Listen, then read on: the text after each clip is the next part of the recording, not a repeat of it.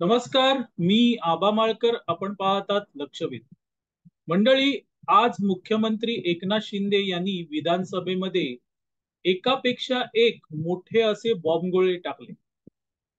विधानसभेमध्ये अंतिम आठवडा प्रस्तावावर बोलताना एकनाथ शिंदे यांनी मविया सरकारच्या काळात झालेले घोटाळे बाहेर काढले. आणि इतकंच नाही मित्रांनो, तर त्या सरकारच्या काळामध्ये उद्धव ठाकरे, आदित्य ठाकरे यांनी नेमकं काय केलं आणि कुठल्या कुठल्या कथित घोटाळ्यांमध्ये ते सहभागी होते, हेही एकनाथ शिंदे यांनी बाहेर काढलं. एकनाथ शिंदे बोलत होते, बॉम्बगोळे टाकत होते आणि हे बॉम्बगोळे एकापेक्षा एक मोठे होते. एकनाथ शिंदे यांची मूठ झाकलेली होती. पण सातत्याने एकनाथ शिंदे यांच्यावर आदित्य ठाकरे, उद्धव ठाकरे आरोप करतायत. कधी त्यांनी खोके घेतले म्हणतायत, तर कधी रस्ते बांधकामामध्ये भ्रष्टाचार झाला म्हणून सांगतायत. काही ना काही वेगवेगळे आरोप केले जात आहेत. पण हे आरोप करताना उद्धव ठाकरे असतील किंवा आदित्य ठाकरे असतील, एक विसरतात. ते म्हणजे ज्या वेळेस मवियाचं सरकार होतं, त्यावेळेस एकनाथ शिंदे हे त्यांच्या सोबत होते. आणि अशी सोबत असलेली व्यक्ती ज्या वेळेस विरोधात जाते, त्यावेळेस ती खतरनाक असते. पण एकनाथ शिंदे यांचा तो सभ्यपणा होता. त्यांनी सुरुवात केली नाही. त्यांनी टीका करावी म्हणून आदित्य ठाकरे किंवा उद्धव ठाकरे यांना लक्ष केलं नाही. पण पाणी डोक्याच्या वरून जायला लागलं, त्यावेळेस मात्र एकनाथ शिंदे यांचा बांध फुटला. आणि मग त्यांनीही आदित्य ठाकरे आणि उद्धव ठाकरे यांच्या टीकेला प्रत्युत्तर द्यायला सुरुवात केली. आणि अशा प्रकारे मविया सरकारच्या काळामध्ये जे जे घोटाळे झाले, त्या घोटाळ्यांची मालिका बाहेर आली. मंडळी, लहानपणी मी एक गोष्ट ऐकली होती आणि ती गोष्ट अर्थातच प्राण्यांची होती. एका जंगलात एक सिंह राहत होता. त्याचा सोबती एक कोल्हा होता. सिंह शिकार करून यायचा आणि शिकार खायचा, उरलेलं कोल्हा खायचा.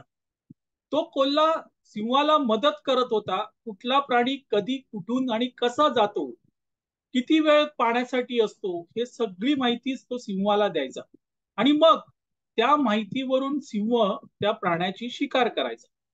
एक दिवशी त्या सिंहाला गर्व होतो आणि सिंह म्हणतो की मला आता या कोल्ह्याची गरज नाही. आणि तो आपल्या गुहेतून कोल्ह्याला हाकलून देतो. इतकंच नाही, तर हा कोल्हा नालायक आहे आणि त्यांनी आपल्या पाठीत खंजीर खूप असलाय आणि त्यामुळे याला कोणीही जवळ करू नका वगैरे वगैरे तो अन्य प्राण्यांना सांगायला लागतो. आणि त्यामुळे मित्रांनो, तो कोल्हा बिथरतो.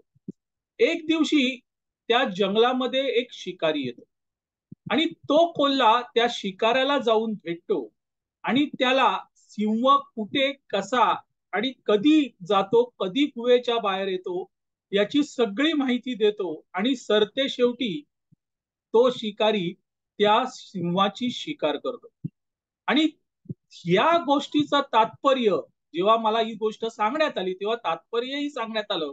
आणि ते तात्पर्य असं होतं की आपल्या जवळच्या व्यक्तीला दुखवायचं नसतं. मित्रांनो, ती गोष्ट कदाचित उद्धव ठाकरे आणि आदित्य ठाकरे यांनी ऐकली नसेल आणि त्यामुळे त्यांनी दुखवलं. कोणाला दुखवलं, तर एकनाथ शिंदे यांना दुखवलं. आणि एकनाथ शिंदे यांची मूठ जी झाकलेली होती, ती उघडली गेली आणि त्या मुठीमध्ये राग कोणाची झाली, तर अर्थातच उबाठाची राग झाली. मंडळी, आज एकनाथ शिंदे यांनी एकापेक्षा एक बॉम्बगोळे टाकले. पहिला बॉम्बगोळा होता तो करोनाच्या काळामध्ये ऑक्सिजन प्लांटचा बॉम्बगोळा. ऑक्सिजन प्लांटची सुरुवात झाली कपड्याच्या दुकानातून. रोमिन छेडा नावाच्या व्यावसायिकाला हा ऑक्सिजन प्लांट लावायचा प्रकल्प देण्यात आला. हा रोमिन छेडा पूर्वी रस्ते बांधायचा आणि त्याने पेंग्विनचा कक्ष बांधला. आणि त्याला कोणताही पूर्व अनुभव नसताना एकदम ऑक्सिजन प्लांटचा कॉन्ट्रॅक्ट देण्यात आलं. हा पहिला बॉम्ब एकनाथ शिंदे यांचा होता.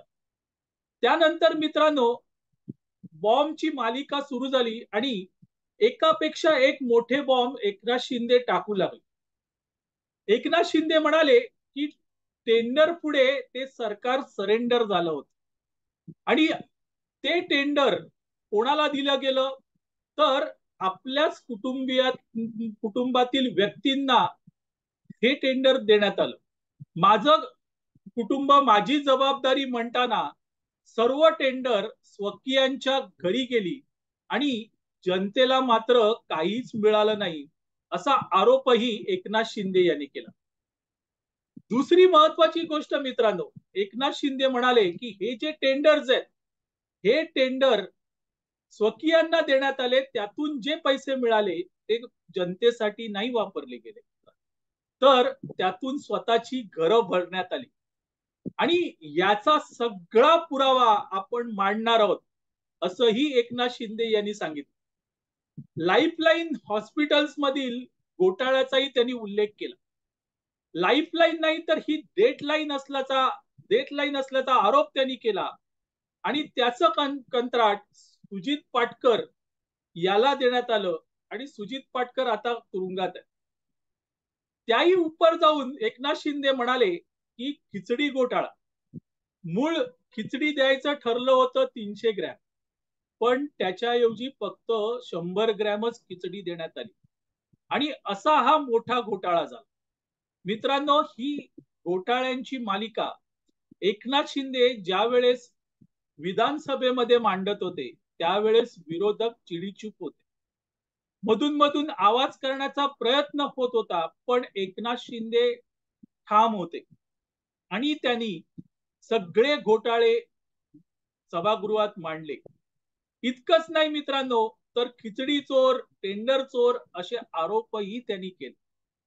आता मला सांगा एकनाथ शिंदे हे त्यावेळेस सरकारमध्ये होते आणि कुठून कोण काय करताय याची खडानखडा त्यांना माहिती होती. अशा वेळेस उद्धव ठाकरे किंवा आदित्य ठाकरे यांनी सबुरीने घ्यायला पाहिजे होते आणि एकनाथ शिंदे बोलणार नाहीत यासाठी प्रयत्न करायला पाहिजे होते, पण नाही.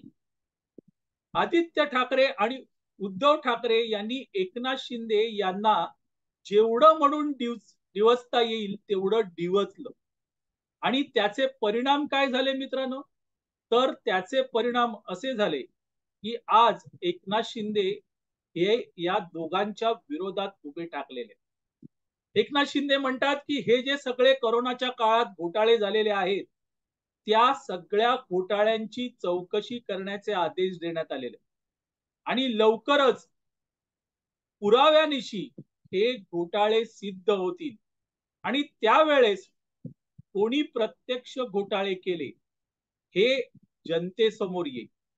मंडळी हे घोटाळे झाले असताना आपले घोटाळे बाहेर येऊ नये, ते दाबले जावेत म्हणून तर शिंदे किंवा शिंदे यांच्या शिवसेनेवर घोटाळ्यांचे आरोप होत नसतील का?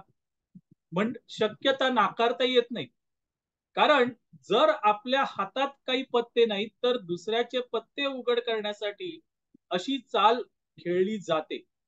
पण ही चाल आपल्यावरच कधीतरी उलटू शकते याचं भान मात्र खेळणाऱ्याला राहत नाही.